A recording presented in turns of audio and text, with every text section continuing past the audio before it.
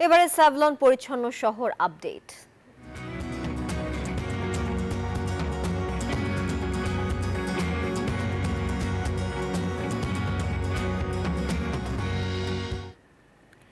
কোরবানির বর্জ্য পরিষ্কার পরিচ্ছন্নতা আপডেট জানাতে যুক্ত হচ্ছেন আমাদের সহকর্মীরা। শুরুতেই যাচ্ছি বদরুল আলম শাওনের কাছে। শাওন, বর্জ্য অপসারণে কি কি ব্যবস্থা নিয়েছে সিটি কর্পোরেশন? সবশেষ খবর জানাবেন আমাদেরকে।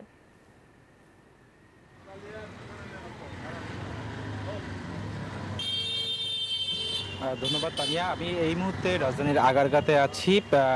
ঈদুল আজহা উপলক্ষে কোরবানির পশুর যে বর্জ্য অপসারণ কার্যক্রম সেই বর্জ্য অপসারণ কার্যক্রম কিন্তু আনুষ্ঠানিকভাবে শুরু হয়েছে কিছুক্ষণ আগে, অর্থাৎ 1:30টার দিকে স্থানীয় সরকার উপদেষ্টা আসিফ মাহমুদ সজীব ভুঁইয়া তিনি আগারগাঁয়ের একটি বর্জ্য ডাম্পিং স্টেশন থেকে এই কার্যক্রম শুরু করেন।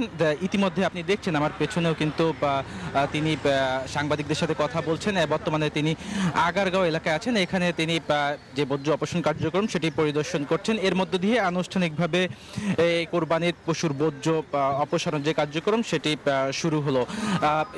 এর আগে আমি আপনাকে জানিয়ে রাখি যে সকাল থেকেই কিন্তু বিভিন্ন এলাকায় যখন কোরবানির কার্যক্রম শুরু হয় সেই বর্জ্যগুলো বিভিন্ন অলিতে গলিতে সিটি কর্পোরেশনের যে পরিচ্ছন্নতা কর্মীরা তারা সেই বর্জ্যগুলো সংগ্রহ করে স্থানীয় যে ডাম্পিং ওয়ার্ড ভিত্তিক যে ডাম্পিং স্টেশনগুলো রয়েছে সেই ডাম্পিং স্টেশনে নিয়ে যায়। এ পরবর্তীতে এগুলো যে মূল ডাম্পিং স্টেশন আমিন বাজার এলাকায় সেখানে নিয়ে যাওয়া হবে এবং সেখানে এই বর্জ্যগুলো ধ্বংস করা হবে। এখানে আপনাকে একটি বিষয় জানিয়ে রাখি যে স্থানীয় সরকার উপদেষ্টা আসিফ মাহমুদ সজীব ভুঁইয়া তিনি 12 ঘন্টার মধ্যে এই যে রাজধানীর যে এই বর্জ্যগুলো সম্পূর্ণভাবে অপসারণ করা হবে এমন একটি পরিকল্পনার কথা জানিয়েছেন। সেই হিসেবে তিনি বলছেন যে প্রায় 20,000-এর বেশি পরিচ্ছন্ন কর্মী তারা কিন্তু কাজ করছেন সেই টার্গেট রেখে, অর্থাৎ 12 ঘন্টার মধ্যে যাতে এই রাজধানী থেকে সব ধরনের বর্জ্য অপসারণ করা যায় সেই বিষয়টি টার্গেট রেখে এই কার্যক্রম চলবে।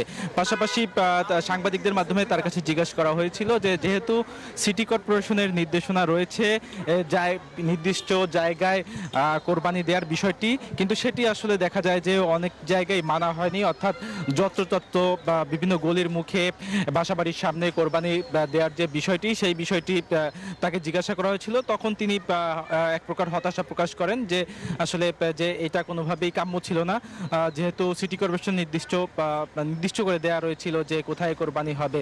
তবে এই কারণে এই যে বর্জ্য অপসারণ কার্যক্রম সেটি বাধাগ্রস্ত হবে কিনা সে বিষয়ে তার কাছে জানতে চাওয়া হয়েছিল। তবে তিনি বলেছেন যে না, তাদের সর্বোচ্চ চেষ্টা থাকবে 12 ঘন্টার মধ্যেই যাতে এই যে রাজধানীর যে বর্জ্য রয়েছে কোরবানির সেই বর্জ্যগুলো যাতে অপসারণ করা যায় এবং যাতে জীবাণু ছড়িয়ে না পড়ে সেই কারণে যে জীবাণুনাশক যে রয়েছে, ব্লিচিং পাউডার রয়েছে, এগুলো ছিটিয়ে দেওয়া হবে। এদিকে ধন্যবাদ বদরুল ইসলাম শাওন। আপনি যেমনটা জানাচ্ছেন রাজধানীর বর্জ্য ব্যবস্থাপনা বা বর্জ্য অপসারণের সবশেষ তথ্য। আমি আছি বরিশালে আমরা আগের সংবাদেও যেমনটা বলেছিলাম যে দ্রুতই কিন্তু বরিশালের বর্জ্য অপসারণের যে প্রস্তুতি সেটা আমরা লক্ষ্য করছি যে বরিশাল সিটি কর্পোরেশনের যে প্রশাসক তিনি এই মুহূর্তে বর্জ্য অপসারণের জন্য তিনি এখানে আসছেন। আমরা যদি একটু তার সঙ্গে আমরা কথা বলবো যে মূলত কি ব্যবস্থা এবং কত দ্রুত, আমরা যদি একটু কথা বলি কত দ্রুত বর্জ্য অপসারণ হবে, আপনারা কি পদক্ষেপ গ্রহণ করছেন যদি একটু বলেন। জি ধন্যবাদ। আমরা সকালেই বলেছিলাম আপনাদেরকে যে সন্ধ্যা নাগাদ আমরা এটা শেষ করব। 2টা নাগাদ শুরু করার আমাদের প্রোগ্রাম ছিল, কিন্তু অনেকেই একটু সকাল আজকে যেহেতু আমাদের ঈদের জামাতটা একটু আর্লি হয়েছে, অনেকেই কোরবানির কাজটি, গরু জবার কাজটি, পশু জবার কাজগুলো একটু আর্লি করতে পেরেছে। এখন আমার কাছে মনে হয়েছে যে 2টা না, এটা আমাদের আরও আগেই করার দরকার ছিল এবং তাই করেছি আমরা। তো যদিও আমাদের 2টায় এমনি প্রোগ্রাম ছিল উদ্বোধন করা, কিন্তু আমরা প্রোগ্রাম শুরু করেছি বোধহয় 12টার দিকে বা কাছাকাছি আরও আগে। তো আমাদের মূল লক্ষ্যটা হলো যে সন্ধ্যার আগে যেন কোনো ময়লা কোথাও না থাকে, এটা আমাদের টার্গেট আর কি। তো আমরা সেটা জি যেমনটা বলছেন বরিশাল সিটি কর্পোরেশনের প্রশাসক তিনি যেমনটা জানিয়েছেন যে মূলত সন্ধ্যার মধ্যে বরিশাল শহরের যত বর্জ্য আছে অর্থাৎ পশুর যে বর্জ্য সেটি সন্ধ্যার মধ্যে অপসারণ করা হবে এমনটাই জানিয়েছেন, এবং সেই মতোই কিন্তু পরিচ্ছন্নতা কর্মীরা এই মুহূর্তে কাজ করছেন এবং আনুষ্ঠানিকভাবে শুরু হয়েছে 2টার দিকে। আশা করা যাচ্ছে সন্ধ্যার মধ্যে সমস্ত নগর পরিচ্ছন্ন হয়ে যাবে। যেটা আগেও আমরা বলেছিলাম যে বরিশাল কিন্তু এমনিতেই পরিচ্ছন্ন শহর, এবং বা সবাই কিন্তু ব্যাগে বা বস্তায় আগে বস্তায় ভরে রেখেছিল, এখন শুধু সেগুলো অপসারণ হচ্ছেন। এই ছিল বরিশাল থেকে আমার কাছে সবশেষ তথ্য। একই তথ্য জানতে যাব খুলনায়, সেখানে আছে আমাদের সহকর্মী, তিনি জানাবেন খুলনার বর্জ্য অপসারণের সবশেষ তথ্য। এভিনিউ সড়কে এখানে যদি আমার পিছনে একটু দেখায় যে এখানে কিন্তু আসলে কেসিসির তত্ত্বাবধানে কিন্তু বর্জ্য ব্যবস্থাপনার কাজ অলরেডি শুরু হয়েছে।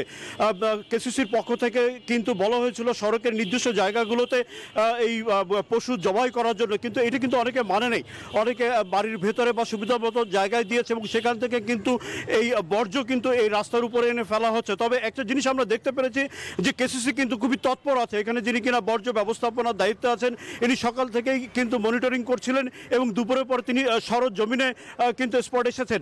আমরা এখানে যিনি কিনা কেসিসির দায়িত্বে ছিলেন প্রশাসক হিসেবে, তার সাথে কথা বলেছি। উনি বলেছেন যে 6 থেকে 8 ঘন্টার মধ্যে কিন্তু উনি ইয়া করবে। আমরা যদি দায়িত্বপ্রাপ্ত কর্মকর্তার সাথে একটু কথা বলি যে আপনি কতক্ষণের মধ্যে এটা শেষ করে দেবেন?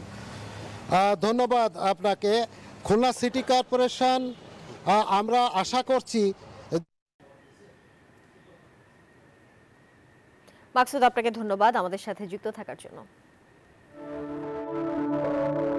জীবনে প্রতিদিন প্রতি মুহূর্তে জীবাণুমুক্ত থাকার কন্ট্রোল হাতে রাখি বলেই আমরা নিশ্চিন্ত।